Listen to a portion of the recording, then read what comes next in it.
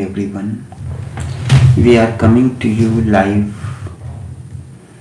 via Facebook streaming, YouTube streaming, and also via Skype. Each one of you is welcome to this live streaming from our studios in Trinidad.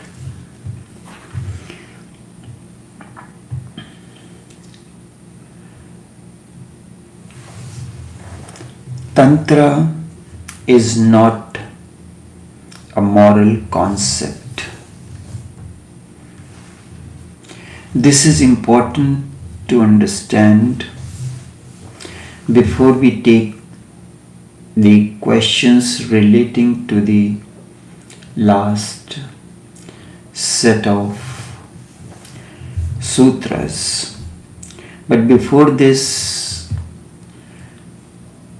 you must know meditation is something that you do for yourself. Meditation is something that you do for yourself, and in the process when you are transformed, then entire existence behaves in a totally different manner for you. And in reality, existence is nothing else but the echo of it echoes whatever goes on within you. If you are silent, your silence will be echoed, will be reflected by the existence in myriad ways. If you attain to inner silence, your silence is magnified. Your harmony is magnified. If you are blissful, entire existence reflects your inner bliss. The plants, the rivers, the mountains, the stars, everything reflects, echoes your bliss. If you are saddened, existence echoes your inner sadness in myriad ways. The arithmetic remains the same, law remains the same. Whatever is your state, existence magnifies it. Prayer is not going to help in any way. Only meditation can help, because meditation is such that you have to do it authentically, and it is done on your behalf. Prayer you do in temples, in place of worship, but where would you learn to pray? If you have understood, if you have known love, only then, or if you have attained to lovingness, only then the temple doors will open for you. One who has not attained to lovingness in life, tomorrow he will knock at the door of the temple. If you have found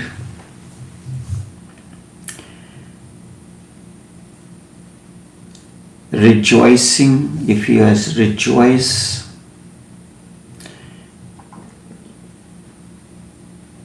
in love, that will nourish and nurture your prayer.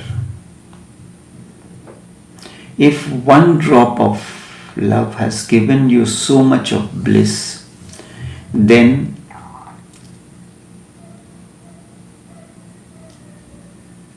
prayer is the ocean Love is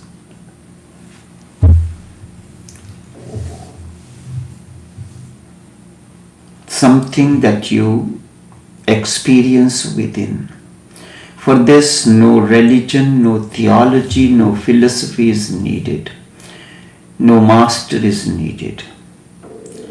You have been given the seeds of love, and it is because of the great benediction that you have been bestowed with the instrument where you can experience it. Jesus has said, it is one of his most beautiful parable.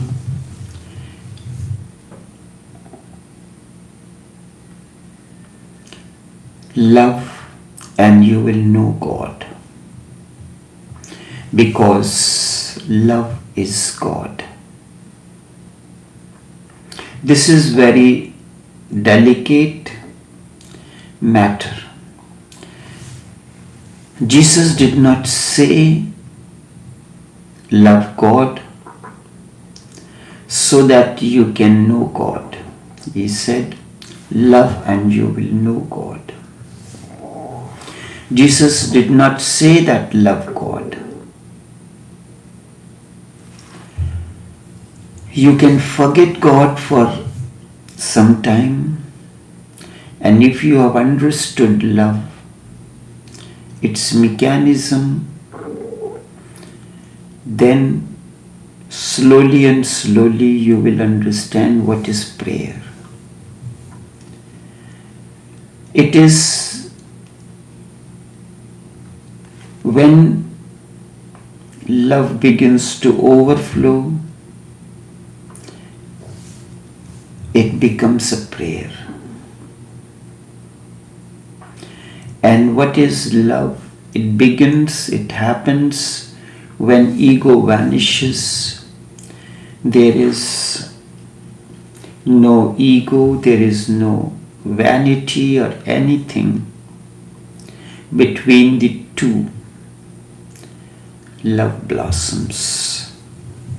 If there is ego, there is between the two, then the union of the two does not happen. Love brings trust. The bodies may be different, may differ, but the being will be one. Love is the beginning. If you have not known it, you may find 1,001 ways. We have invented marriage to avoid love. We invented many religious sects and all that.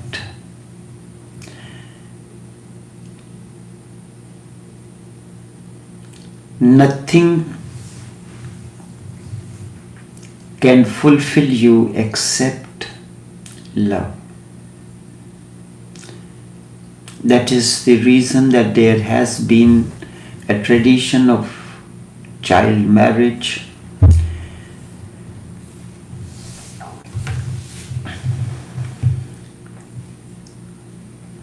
Love is most dangerous.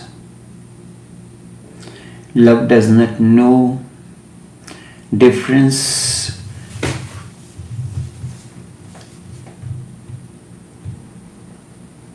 Love has its own language.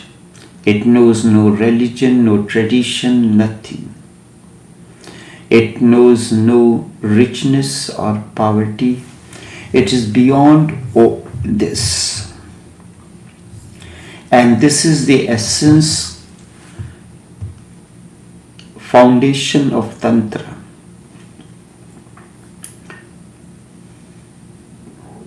All the traditions that avoid love, they are based on morality and so many other things. So before the questions are taken. Certain things need to be clarified, those points, because they will help you to understand what Tantra means. Tantra is not a moral concept. It is neither moral nor immoral. But these are the two things that we know. But there is something beyond morality and beyond immorality that is immoral. It is a science, and science is neither. Your moralities and concepts concerning moral behavior are all irrelevant as far as Tantra is concerned. It is not concerned with how you should behave. It is not concerned with ideals. It is concerned basically with what is and what you are. This distinction has to be understood: what you are and basically what is. Morality is concerned with ideals, how you should be and what you should be.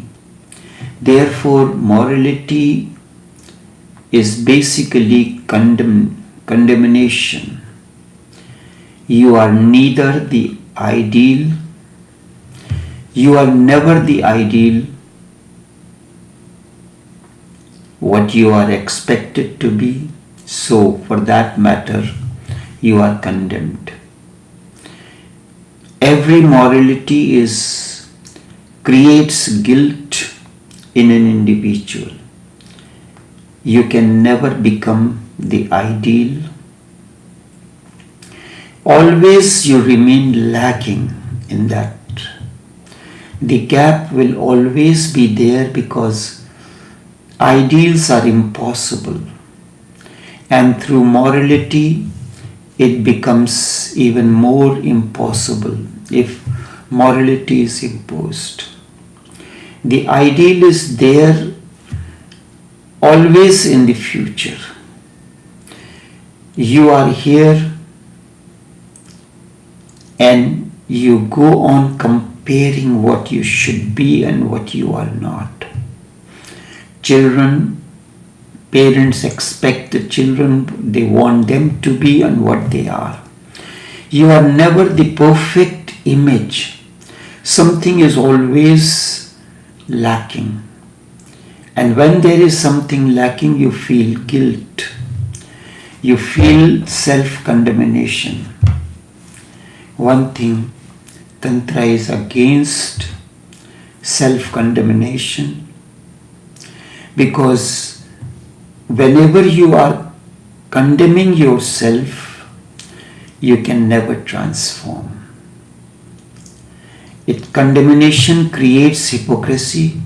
Then you pretend to show that you are what you are not. Hypocrisy means you are the real man, but not the ideal. But you pretend, you try to show that you are an ideal man. This creates a split within. You put on mask faces. You carry a false face. The unreal man is born. Tantra is basically in search of the real man, not unreal.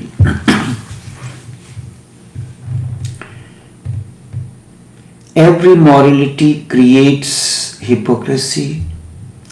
It may not be visible.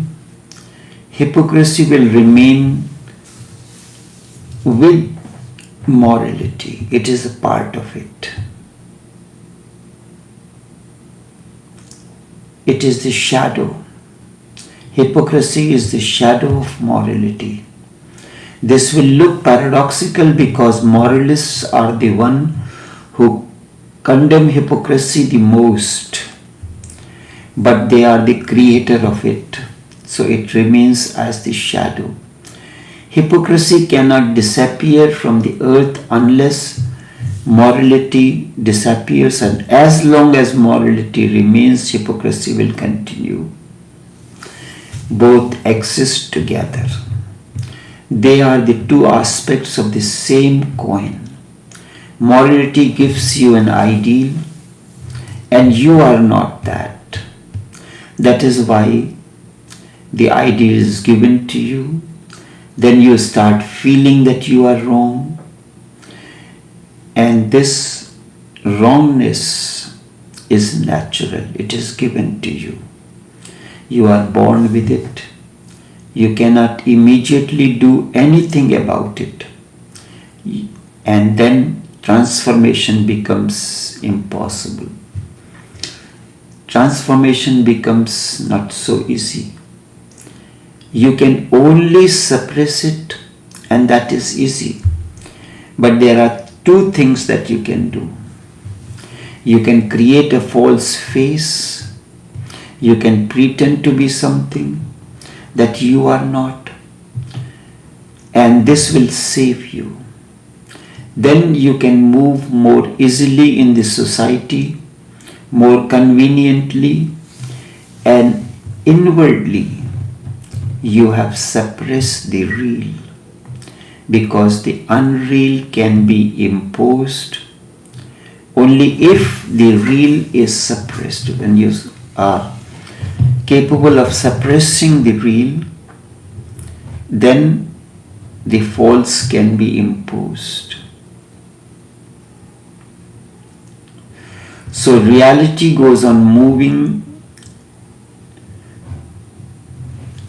downwards and goes into the layers of unconsciousness, and whatever is unreal becomes conscious. Your unreal part becomes more dominant, and real recedes, goes back into the background. This creates division, split, and you try to pretend. The gap goes on widening, depends upon. The child is born as one whole total. That is why, because of this totality, because of this wholeness, child is beautiful. The beauty is because of the wholeness, not that of the body or anything else. Child has no gap, no split, no divisions, no fragments. His child is one, he says what comes to his mind, is spontaneous. The real and unreal are not there in it. That division is not there. It's simply real and authentic. You cannot say the child is moral. You cannot say the child is immoral. He is just unaware of the concept of morality and immorality. He is just unaware that there is anything like morality and immorality. The moment he becomes aware of these two concepts, a split starts. The child begins to behave in unreal ways. The child wants to cry, but you don't want him to cry. The process begins.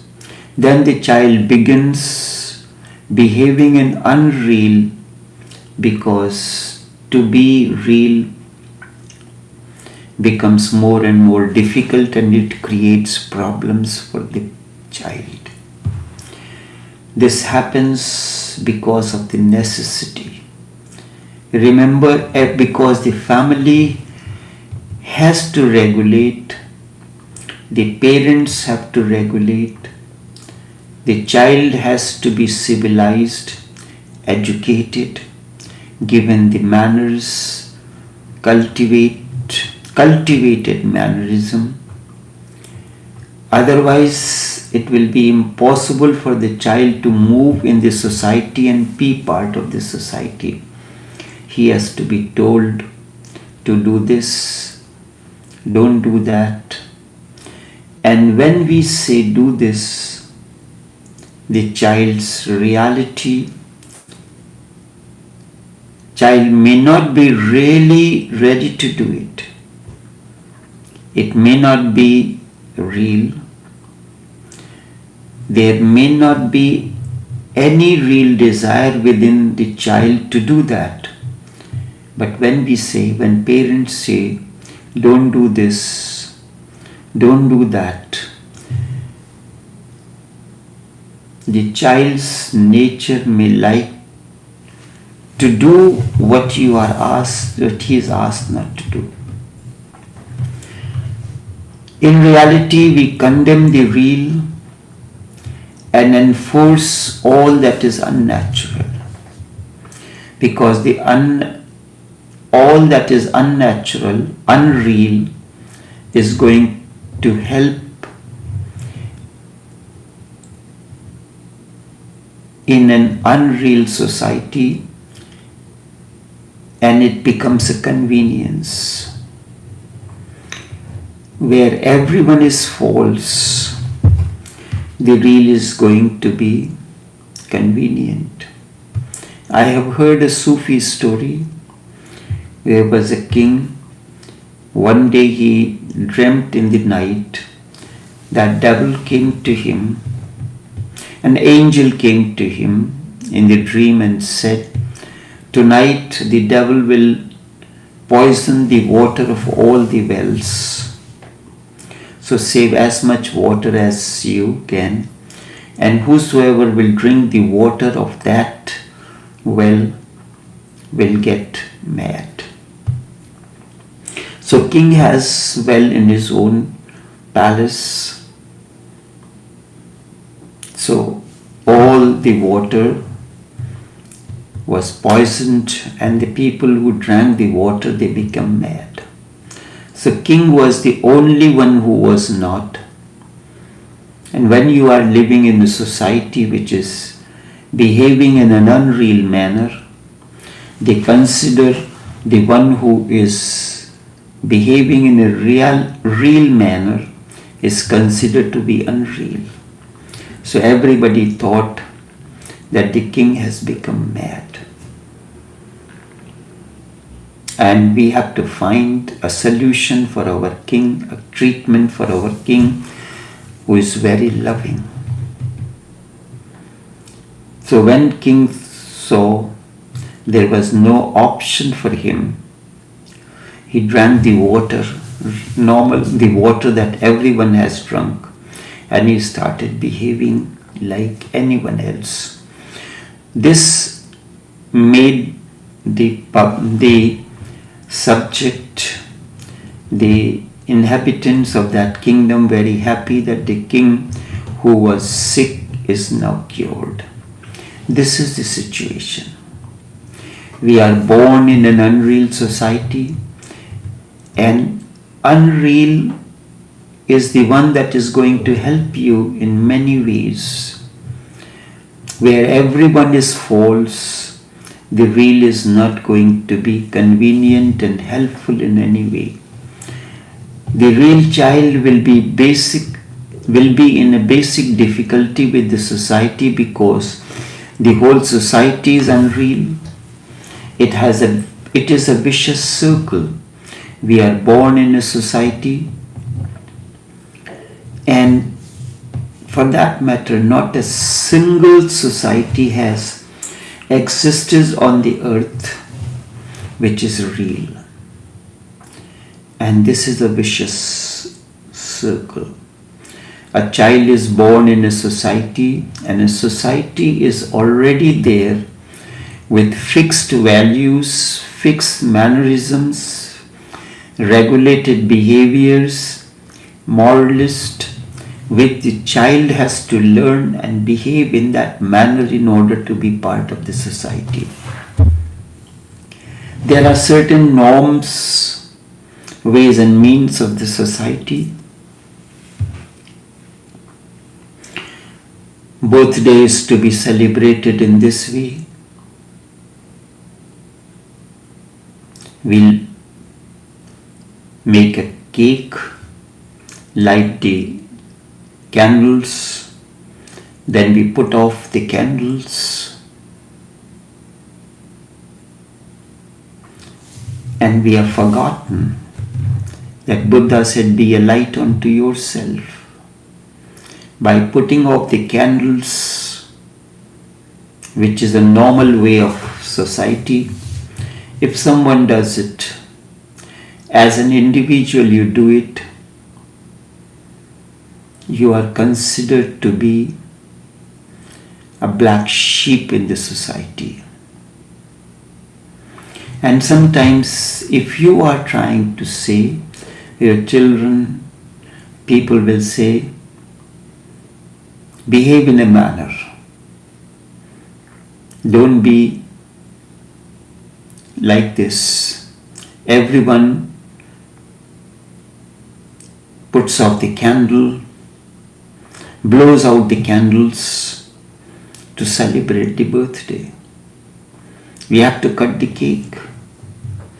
But on a day like birthday, we have been taught that first of all,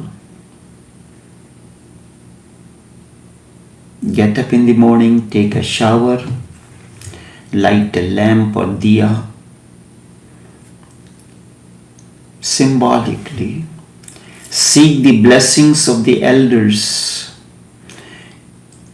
and give blessings to the youngers. No, but this is not the way.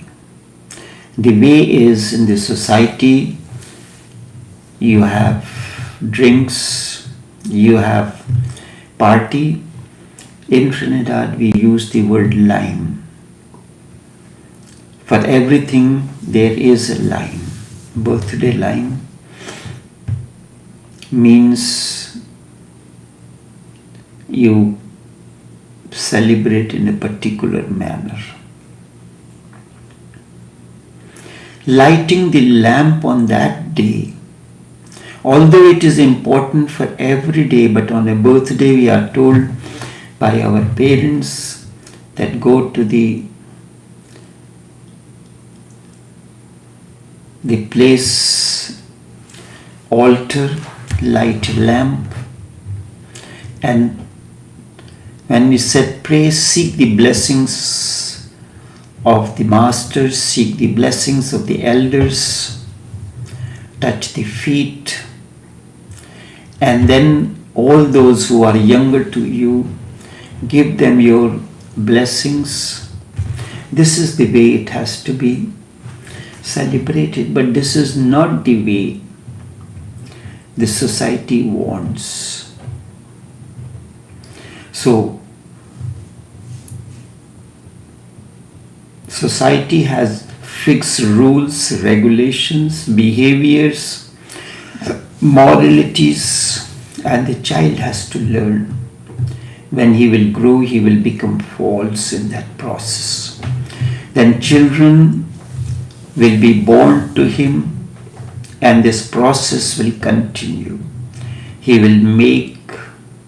will help his children to be false. And this goes on and on. What to do? We cannot change a society. Or if we try to change a society, we will not be there when the society is changed. It will take a long time, eternity of time. What to do? Individual can become aware of the basic split within, that the real has been suppressed and the unreal is imposed.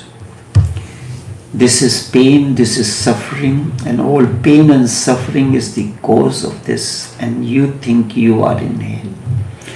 You cannot get any satisfaction through the unreal, because through the unreal, only unreal satisfactions are possible. And this is natural. Only through the real, indeed, the bliss or satisfaction can happen. Through the real, you can reach the real. Through the real, you can reach the truth. You can experience. And that is the only way. For example, in a dream, if you feel you are thirsty, you may drink.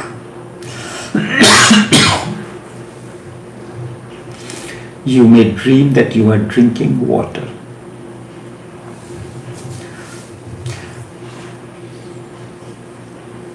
This will help you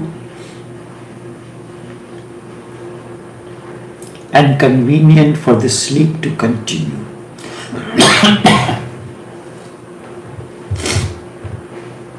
If this dream where you are drinking water is not there, sleep will be broken. Real thirst is there. It will break the sleep. The sleep will be disturbed. Dream is a hell. It gives you the feeling that you are drinking water, but the water is false. The feeling is false. The thirst is simply deceived. It is not removed. This is what happens. You may continue to sleep, but the thirst has been suppressed.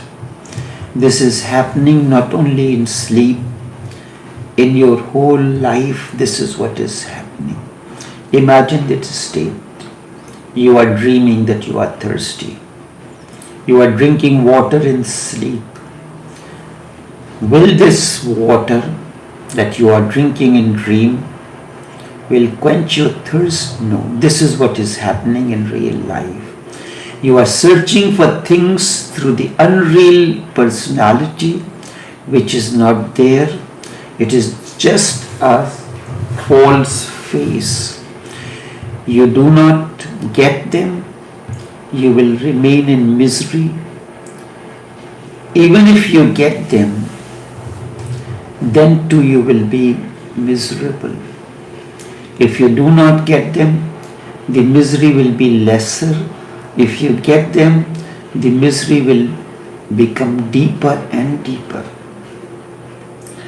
Psychologists say because of this unreal personality, we basically never reach the goal, never want to reach. Because if you reach the goal, you will be totally frustrated. You live in hope, and in hope you continue. Hope is nothing but a dream. You can never achieve. You hope for this, you hope for that, but do you get that fulfilled? You never reach the goal. You never come to realize that the goal is false. A poor man goes on struggling for richness he thinks that if he gets rich, he will be happy. In his struggle, because in the struggle there is a hope. And with the unreal personality, only hope remains the only happiness. If a poor man gets riches, he will become hopeless. Now frustration will be the natural consequence. Riches will be there, but no satisfaction, because you have expected that if you get rich, you will be happy. He will have achieved the goal, but achieving the goal does not mean the satisfaction has come. His hopes are shattered. That is why the moment the society becomes affluent, it becomes disturbed. This is what goes on happening. In America or the affluent societies, there is much disturbance. It is because hopes have been achieved, goals are met, and now you cannot deceive yourself for anything else. The younger generation in the West is revolting against the goals of the older generation, and because of this, they all proved nonsense. In India, we cannot conceive of this. In the poor countries, in the developing countries, although the situation is changing much faster, we cannot conceive of young people voluntarily going poor, voluntary poverty. We cannot conceive of it. We still hope, and everybody does. We are hoping for future, that someday the country will become rich, I will become rich, I will have a bigger car, this and that. Because of this unreal personality, you try, whatsoever you do, whatsoever you see becomes unreal in the due course. Tantra says truth can happen only if you are grounded in the real. So be grounded in the real. For that you need courage. And without that, you cannot live, because remember, unreal is convenient, it is much cultivated, and your mind becomes so much conditioned with it that you will become afraid of the real. This is the basic that we have to understand before we go into the questions. And I will take the question sessions tomorrow. Until then, take care and do have a pleasant day.